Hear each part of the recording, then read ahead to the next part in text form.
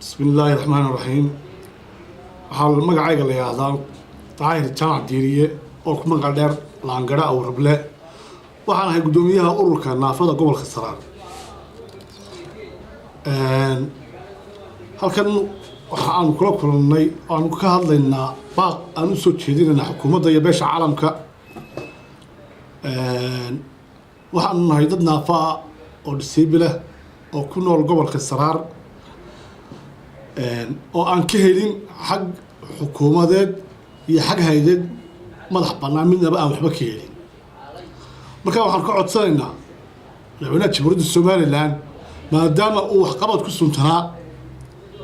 in uu dadka uu wax u qabanayo in aan ka mid noqono annagoo dhowr jeer baaq soo diray baaq aan wax jawaab helin la kulanay wasiirro fara badan sida aan markaa hadda aan ka hadlaynaa baaq aan soo dirayna waxaan u aragnay inaan madaxweynaha gaarin maadaama aan madaxweynaha gaarin waxay naga noqotay inuu madaxweynuhu maadaama dadkii xoolo ka baxeen aan nahay dadka naafada aan nahay dadka aan ka shaqayn aan ku jirin haba yaraatee laamaha dawladda kama shaqayno lagama qayb geliyo oo shaqaale kama noqdaan dadka disableka ahina waa baab furan kuwii shalay gaarigu la dhacay wixii dhintay Allah u naxariisto inta soo hadha waa naafo si wax walba waa lagu soo biiraa dadka naafada qabrigana waa lagu biiraa marka waxaan ka codsanaynaa xisbiyada qaranka u soo socda inay hogaamiyaan buug siyaasadeedkooda kuma jiro saddex xisbiba waan eegay buugtooda kuma jiraan dadka disableka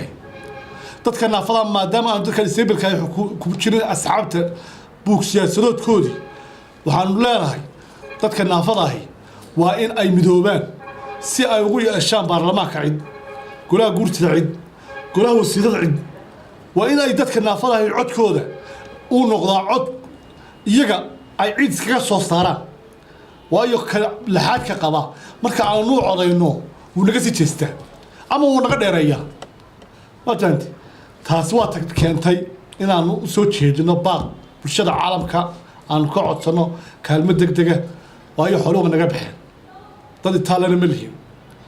marka waxaan ka codsanaynaa xukuumadda Jamhuuriyadda Somaliland waxa hadda ku magac waxay tiri waxaan loo qabanayaa dadkii gobolada dibadejinta loo sameeyaa wasiirka dibadejintu waa gobolka Saraar anigoo ah gudoomiyaha naafada gobolka Saraar haddii aan wasiirka naafada ka helayno wasiirka dibadejinta ka helayno wixii aan xaq ugu leenahay qayladhaanba ma lan diraneen hay'adaha yimaada gobolka xoogaa bay keenaan wixii ay keenaan qofkii disableka marka caafimaad la qabanayo guriga lagaga tagaa marka raashin la keeno guriga lagaga tagaa ma lihin gaadiidkii naafada ma lihin wasiiradu nooma yidhaahdaan waxaa xukuumadda ku tala gasho dadkii naafada hameeye waxaa naafada loo siraa nooma yidhaahdaan xagga sarena kamay soo baxdo waxaa naafada loo geeyey haddii ka soo baxdana nima soo gaadho marka waxaanu leenahay hay-adaha waa inay ku tala galaan wixii naafadu ay lahayd oo ay yidhaahdaan waxaa naafada leh waxaan leenahay madaxweynaha Jamhuuriyadda Somaliland ka codsanaynaa dadka wax loo qabanayo in lagu daro annagoo ugu mudan markii hore waxaanu nahay dad iyagu iskaaba dugsi farsamada gacanta annaga samaysanay inkastoo aan dhaqaale badan aanan haysan waxaanu baran jiray darwalnimada waxaanu baran jiray nijaaradda waxaanu baran jiray harqaalayaasha sida dawarka loo talo waxaanu fahamsiin jiray oo hadafka iyaga markii hore aan ururkan oo aasnay uu ahaa in qofka naafada uu fahmo inuu noolaan karayo naafanimadu inay xaq tahay qofkuna ama ila ka naafo qoraha ka mudo ama xabadaha ku dhacdo sidoo kale ama dabaylaha ku dhacdo ama siyaabo kale aan u noqdo disable waxaan leeyahay qofka naafada inaan fahamsiino marka hore way hadafkaygu in aanu naafanimadu ay xaq tahay ee qofkii uu qabsan karayo maadaama oo tii aan wax ku qabsan jiray iskaya aan isu abaabuli jiray anagu iskaya aan dhaqaale isaga ururi jiray wixii ilaahay isku kaalmeyn jiray way naga baxeen bulshada aan ku dhex noolayn in ka jirtay xooluhu ka baxeen bulshada aan ku dhex noolayn ee daryeeli jirtay ee waxyaabo qaarkood naga caawin jirtay xooluhu ka baxeen maadaama ay xooluhu ka baxeen de waxaanu noqonay dadkii ugu jecel dadka gobolka Saraar aan ku noolahay waliba wasiirka saacad dayacay wasiirka dibadejinta Cali Siciid Reegal ayaa dayacay waayo maalmo hay'adaha imaada hay'adii markii ay wax keento waxa dhacda hay'adaha qaarkood in wixii keenan dad xoog leh ay boobaan maadaama qofkii xoog laxaad kale ee aan gaari yar oo ku gaaro goobtii haysan waxyaaba kale oo ay dhibaatada ay naga haysto waxaa ka mid ah hadda xagga codaynto kale kubishiga qaranka malihin boorses gaar ahoo naafada dadka disableka qofba qofku ka jirsan karayay ay soo maraan oo ay ku qaataan kaarkooda codayn inkastoo aanu anagu isku wacyigelin oo aanu qaadanay gobol ahaan horena aanu qaadanay iminkana aanu qaadanay oo aanu waajibkii aanu xaqa ugu lahayn cod bixintayada aanu qaadanay sida ku cad kaadhakayaga aqoonsiga ee cod bixinta waa kaa kuwii hore ee 2010 waa kaa mid walba waxaanu ka qaadanay gobolka Saraar maadaama qofkayga sii liitaa ma gaadhayo goobtii cod bixinta marka waxay nagu noqotaa halkaa lafteedu problem inaanu qaadno inaanu askarigii la barino inaanu bulshadii ku dhex noolaa oo weliba yahdo kan waa laangare ama yarta koora ama waa dhagoole ama waa indhoole waad aragta bulshadeenu aynu ku dhex nool lahay dadkaas si noocaasa hoos bay yar wixii ilaahay ku keeno way ku yareystaan